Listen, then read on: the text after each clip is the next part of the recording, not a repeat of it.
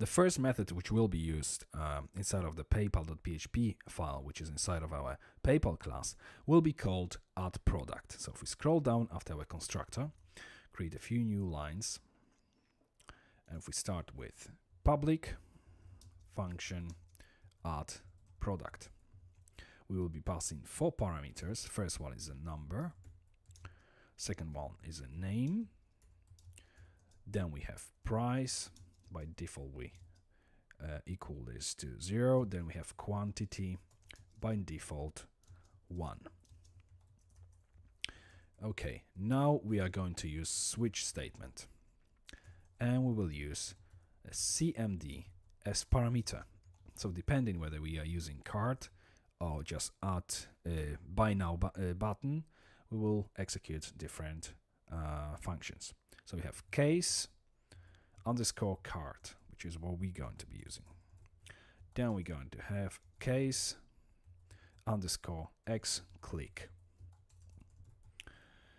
So now inside of our cart, first of all, we will create a variable called ID, and this will contain the number of items inside of the products array.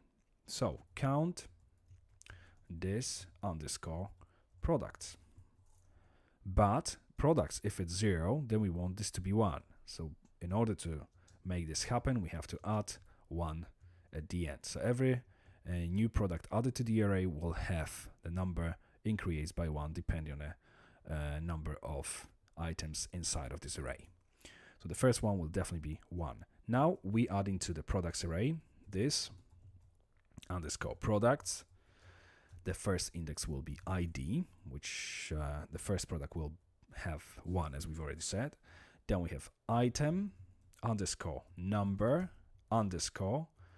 Then we concatenate this with the ID. So basically item number underscore 1 for this first item. Then we assign the number passed as a parameter to this specific method. Then we have this underscore products. Again, the same ID.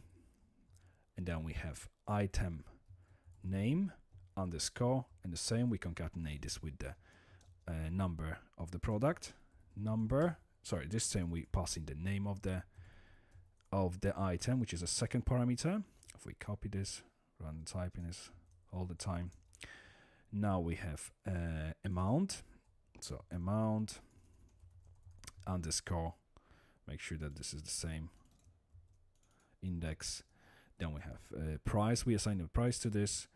If we copy this line again, paste it underneath, instead of amount, this time it's going to be quantity. So we have quantity, and obviously we pass in the quantity parameter. Now this is for our cart, but if we have buy now button, then if empty this underscore products.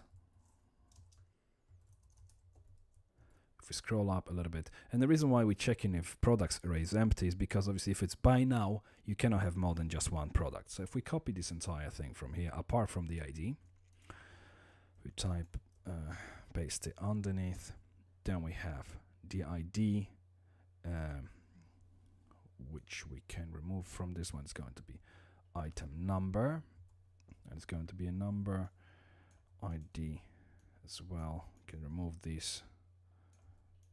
So it's name, amount, and quantity. And we can remove this ID and simply place number 1 here. Oh, actually, we can put 0 for this specific example. Okay, so that's fine. We obviously don't worry about this. It's here if you will ever need it, but we won't be using this in this series of videos. So that's our add product method. So if we go back to our PayPal.php, in the next video, we're going to start using this method.